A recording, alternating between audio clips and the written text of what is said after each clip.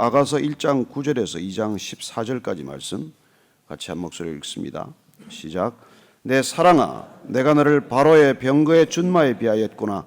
내 뒷뺨은 따은 머리털로 내 목은 구슬꿰미로 아름답구나. 우리가 너를 위하여 금사슬에 은을 박아 만들리라. 왕이 침상에 앉았을 때 나의 나도 기름이 향기를 뿜어냈구나. 나의 사랑하는 자는 내 품 가운데 모략 향주머니요, 나의 사랑하는 자는 내게 엔게디 포도원의 고벨화 송이로구나. 내 사랑아, 너는 어여쁘고 어여쁘다. 내 눈이 비둘기 같구나. 나의 사랑하는 자야, 너는 어여쁘고 화창하다. 우리의 침상은 푸르고 우리 집은 백향목 들보 잣나무 스카레로구나. 나는 샤론의 수선화요, 골짜기의 백합화로다.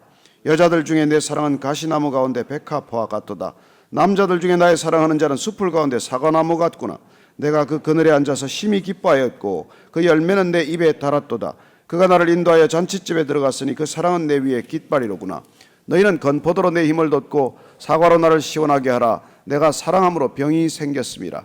그가 왼 팔로 내 머리를 고이고 오른 팔로 나를 안는구나. 예루살렘 딸들아, 내가 노루와 들사슴을 두고 너희에게 부탁한다. 내 사랑이 원하기 전에는 흔들지 말고 깨우지 말지니라. 내 사랑하는 자의 목소리로구나. 보라, 그가 산에서 달리고 작은 산을 빨리 넘어오는구나. 내 사랑하는 자는 노루와도 같고 어린 사슴과도 같아서 우리 벽 뒤에 서서 창으로 들여다보며 창살 틈으로 엿보는구나. 나의 사랑하는 자가 내게 말하여 이르기를, 나의 사랑, 내 어여쁜 자야, 일어나서 함께 가자. 겨울도 지나고 비도 그쳤고 지면에는 꽃이 피고 새가 노래할 때가 이르렀는데 비둘기의 소리가 우리 땅에 들리는구나. 무화과나무에는 푸른 열매가 익었고 포도나무는 꽃을 피워 향기를 토하는구나. 나의 사랑, 나의 어여쁜 자야, 일어나서 함께 가자. 바위틈 낭떠러지 은밀한 곳에 있는 나의 비둘기야, 내가 내 얼굴을 보게 하라. 내 목소리를 듣게 하라. 내 소리는 부드럽고 내 얼굴은 아름답구나. 아멘. 우리는 사랑하면은 민감해지죠. 예민해집니다. 사랑은 관심이기 때문이고 사랑은 배려이죠. 하나님께서 우리를 사랑하시기 때문에 우리의 일거수일투족에 관심이 있으십니다. 우리는 사랑하는 사람의 일거수일투족에 관심이 있어요. 내 관심이 아니라 그 사람의 관심을 좇기 시작하기 때문입니다. 그러나 나 자신에 몰입하면 주의가 안 보이는 것이죠. 건성입니다. 무관심합니다. 무슨 일을 해도 그 사랑에는 정말 열매가 있지만 건성에는 열매가 없습니다. 우리가 이 아가서를 읽어가면서 우리가 얼마나 사랑에 부족한지, 우리가 얼마나 사랑에 미숙한지, 얼마나 우리가 또한 사랑에 목마르면서도 가짜 사랑에 익숙한지를 깨달아야 합니다. 저는 정말 이 남녀가 그렇게 다르다는 걸 보게 돼요. 여자분들은 확실히 사랑이 많습니다. 어머니가 되면 더 깊은 사랑을 가지고 있어요. 남자들은 목적지향적입니다. 남자들은 목적이 있어서 이 얘기예요. 그러나 여자들은 사랑하기 때문에 말합니다. 근데 그걸 제가 젊을 때는 몰랐어요. 다 잔소리죠 뭐. 여자는 왜 이렇게 말이 많나? 한마디면 될 것을 왜 저렇게 이 얘기를 길게 하나? 사랑하기 때문에 말한다는 걸 몰랐어요. 사랑하기 때문에 1시간, 2시간 지치지 않고 얘기하는 걸 몰랐습니다. 근데 그게 이제 조금씩 깨달아지기 시작하는 것이죠. 이 아가서를 읽어가면서 그런 느낌을 받게 됩니다. 하지 않아도 될 말을 하는 거죠. 우리 이걸 닭살 돋는다 그럽니다. 아니요, 사랑하기 때문에. 9절 10절 한번 볼까요? 시작. 내 사랑아, 내가 너를 바로의 병거에 준마에 비하였구나. 내 뒷밤은 따은 머리털로 내 목은 구슬꿰미로 아름답구나. 이게 솔로몬이 바로의 이 병거를 알거든요. 병거의 앞에 매는 이 말을 알거든요. 얼마나 그 뛰어난 말, 훌륭한 말, 윤택이 여르고 말이죠. 쫙 기름이 여르는 그런 말을 연상하는 것입니다. 아름다운 여인을 볼 때 그런 생각이 든 것이죠. 그리고 두 뺨은 따은 머리털로 내 목은 구슬꿰미로 아름답구나. 아름답다고 표현하는 것이죠. 사랑하면 표현합니다. 우리는 그러나 무관심하면 표현할 말도 없죠. 저는 여러분들이 사랑하기 때문에 칭찬하고 표현할 수 있게 되기를 바랍니다. 사랑은 억지로 말하지 않아요. 왜냐하면 이미 좋은 점에 눈뜨고 좋은 점에 시선을 집중하고 있기 때문에 늘 사랑하는 사람은 그 좋은 점을 말하게 되어 있습니다. 아부가 아니에요. 정말 그게 사랑하기 때문에 그게 눈에 들어오는 거예요. 그리고 우리가 너를 위하여 금사슬에 은을 박아 만들리라. 저는 이걸 말씀을 어젯밤 늦게 묵상하다가 그래, 나는 금사슬에 은을 박는 인생이 되리라. 그런 생각을 제가 했습니다. 우리는 금사슬로 족하다고 생각을 하죠. 그러나 사랑하면 거기에다 은을 박아요. 그냥 단순한 금목걸이가 아니라 거기에 보석을 박습니다. 예전에는 그런 금사슬에 은을 박는다는 뜻은 뭔가 하나 더 해주는 거예요. 여러분, 사랑은 0.8이 아닙니다. 1.2예요. 무관심하고 건성으로 일하는 사람은 0.8밖에 안 합니다. 무슨 일이 주어져도 책임을 다하지 않아요. 성실한 사람은 1.0을 하죠. 그러나 사랑하는 사람은 1.2를 합니다. 뭔가 하나 더 하고 싶잖아요. 우리가 왜 단골집에 갑니까? 거기 가면 하나 더 주잖아요. 사랑하기 때문에. 반찬 떨어질 것 같으면 하나 더 갖다 주고, 다른 사람한테 안 주는 무슨 멸치 볶음이라도 하나 더 갖다 놓고 말이죠. 저는 그런 1.2의 인생을 좀 살아보자. 지금부터라도. 얼마가 남았겠네, 인생에. 그냥 누가 그냥 부탁하면 0.8 정도 해주고 그냥 책임을 다했다고 생각하고, 그냥 조금 내 책임을 다하겠다고 생각하면 1.0의 인생을 살려고 애를 썼지만, 이제 아니다. 시간도 얼마 남지 않았는데 1.2로 좀 살아보자. 누가 한 가지를 부탁하면 한 가지 더 해줄 게 없나? 한 가지 부탁을 받으면 그 부탁에 좀 덧붙여서 내가 더 할 건 없나? 금사슬에 은을 박는 인생. 제가 이걸 생각하게 되었어요. 아내한테 힘들겠죠, 다들? 남편한테 힘들겠지만, 그냥 사랑할 때는 왜 그러지 않았습니까? 요구하지 않아도 해주려고 애를 썼고, 그게 정말 그분의 사랑이 멈추는 사람들은 삶의 환경이 달라져요. 늘 풍요로움이 있는 것이죠. 빡빡하지 않고, 빠듯하지 않고, 부족하지 않고, 늘 차고 넘치는 것을 경험하게 되는 것입니다. 12절부터 14절까지 읽습니다. 시작. 왕이 침상에 앉았을 때 나의 나도 기름이 향기를 뿜어냈구나. 나의 사랑하는 자는 내 품 가운데 모략 향주문이요, 나의 사랑하는 자는 내게 엔게디 포도원의 고벨화 송이로구나. 사랑은 향기롭습니다. 사랑은 향기가 있어요. 각 사람마다 체취가 있듯이 각 사랑에는 그런 향기가 있는 것이죠. 여기 나도 향이다, 또한 모략 향이다, 향주머니다, 고벨라송이다 하지만 다 향기로운 것이죠. 그 당시로는 구하기 힘든 거예요. 값비싼 향수들입니다. 그러나 사랑은 그런 이렇게 은은한 향기에서부터 짙은 향기까지 각종 향기가 있는 것이죠. 우리는 하나님 앞에서 그리스도의 향기라고 말합니다. 우리는 주님을 사랑하게 되면 그분의 향기를 내뿜기 시작하는 것이죠. 그래서 그리스도를 사랑하는데 모를 수 없습니다. 하나님을 사랑하는 것을 느끼지 못할 수가 없어요. 표정이 어떻게 냉랭할 수만 있습니까? 어떻게 그렇게 사무적일 수만 있어요? 저는 우리 그리스도인들이란 정말 믿지 않는 사람들에게, 하나님을 모르는 사람들에게 이런 거부할 수 없는 향기가 되기를 바랍니다. 그 사람이 오면 왠지 좋은 거예요. 그냥 그런 친밀감이나 그 은은함이 느껴지는 것이죠.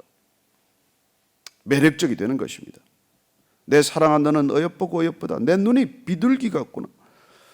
비둘기 눈이 어떻겠어요? 비둘기 눈은 유순하겠죠. 온유하겠죠.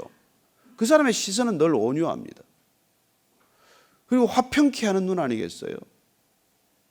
그리고 얼마나 그 눈매는 정말 남을 배려하는 눈일까요? 나의 사랑하는 자야, 너는 어여쁘고 화창하다. 우리의 침상은 푸르고 우리 집은 백향복, 들보, 잣나무 석가래로구나. 한번 이런 걸 그림은 그려보세요. 이 사랑의 모습이죠. 푸른 침상, 백향목, 들보, 잣나무 석가래. 얼마나 든든합니까? 얼마나 안정감을 줄까요? 여러분, 왜 불안한지 아십니까? 사랑받지 못해서 그래요.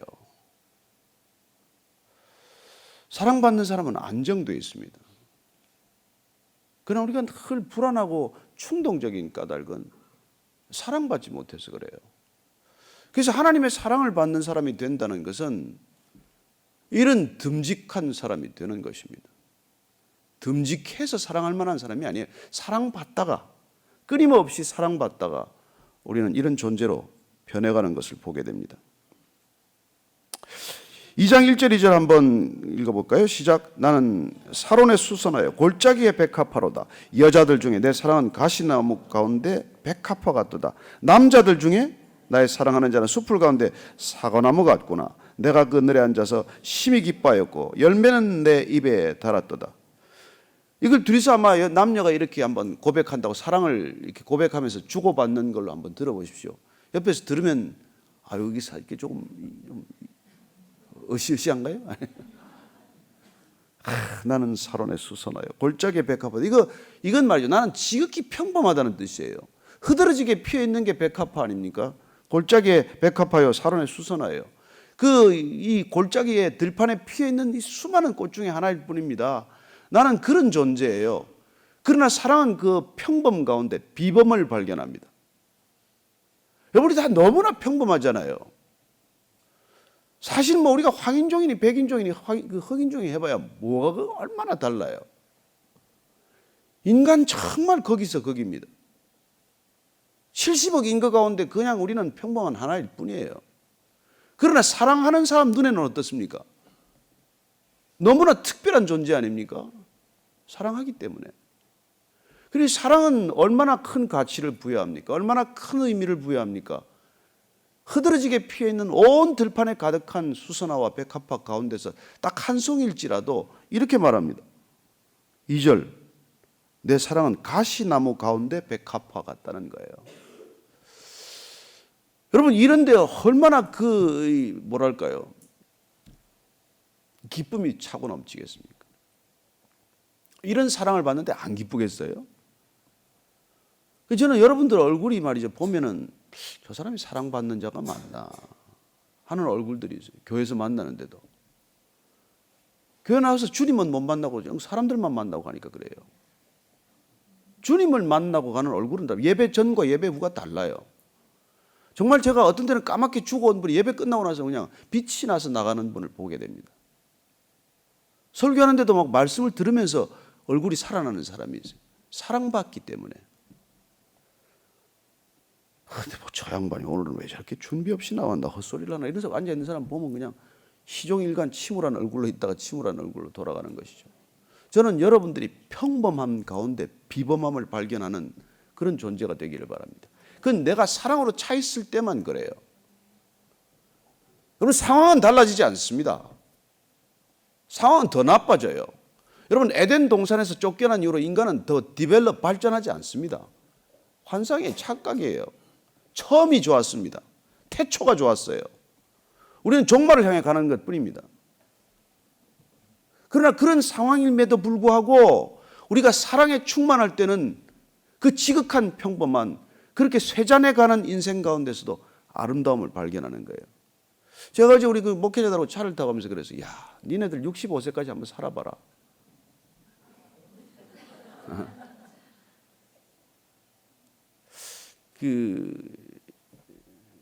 이게 느껴지거든요. 이 사랑한다는 것은 정말 상상할 수 없는 능력이에요. 어떻게 우리가 평범 속에서 비범을 발견해냅니까? 똑같은데 다 큰 차이 없는데, 대차 없는데. 그러나 마치 우리가 서울역에서 내 아들은, 내 딸은 조금만 신음소리를 해도 우리가 드러내듯이 그런 비범한 귀와 비범한 눈을 갖게 되는 것이죠. 제가 할 얘기가 막 차고 넘치는데 좀 자제하겠습니다. 자제하고 읽어가야 될 부분이 있으니까.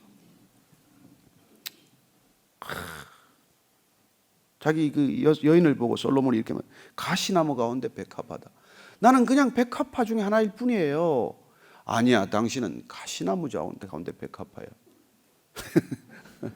그런 얘기를 못 들어보신 분은 지금 아마 비웃는 것 같은데.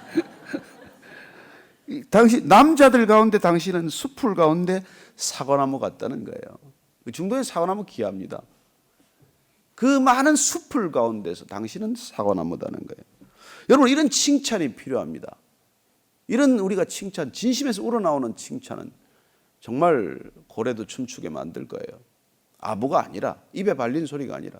그러나 이게 훈련되어야 나온단 말이에요. 나는 이 한국 사회가 너무나 비참한 사회예요.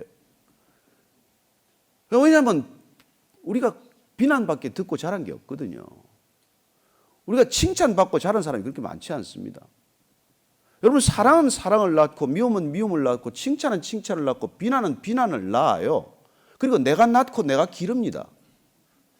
너무너무 안타까워요.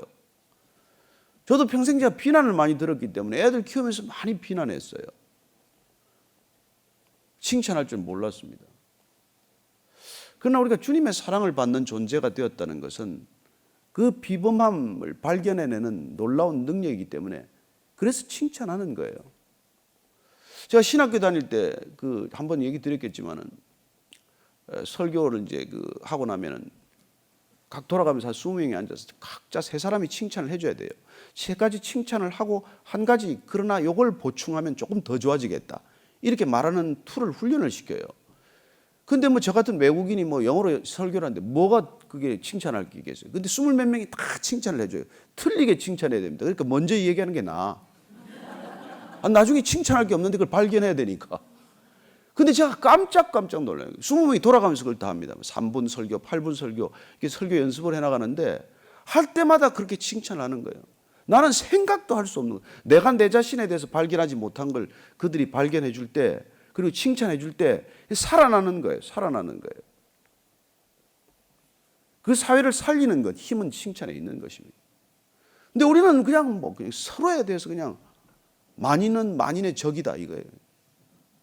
끝없이 비판하고 끝없이 비난하고 끝없이 댓글로 그냥 사람을 죽이고, 무슨 또 북한에서 내려온 병사 살렸던 그 의사를 그렇게 또 비난했다가 지금 또 난리가 났대요.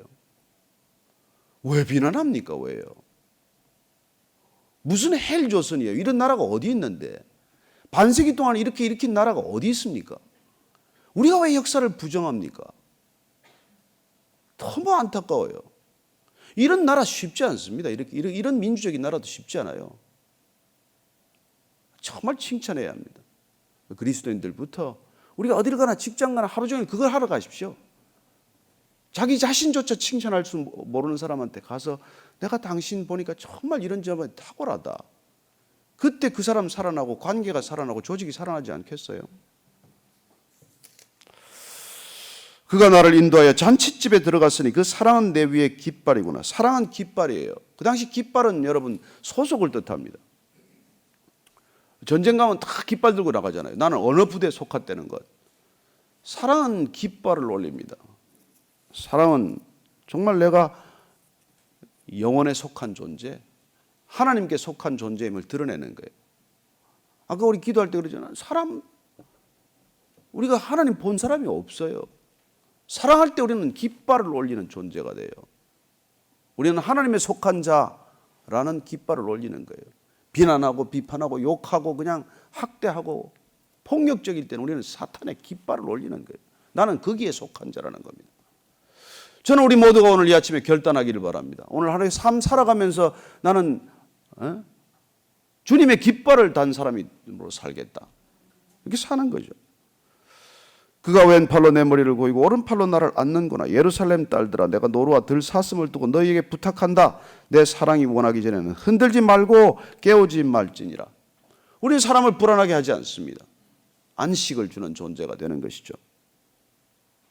내 사랑하는 자의 목소리로구나. 보라, 그가 산에서 달리고 작은 산을 빨리 넘어오르구나. 민첩합니다. 사랑은 민첩해요. 다음 보지 다음에 하지 뭐가 아니에요. 필요에 즉각 우리는 반응하는 존재가 되는 것입니다. 그리고 내 사랑하는 자는 노루와도 같고 어린 사슴과도 같아서 우리 벽 뒤에 서서 창으로 들여다보며 창살 틈으로 엿보는구나. 늘 관찰하고 주목합니다. 사소한 변화에 주목합니다.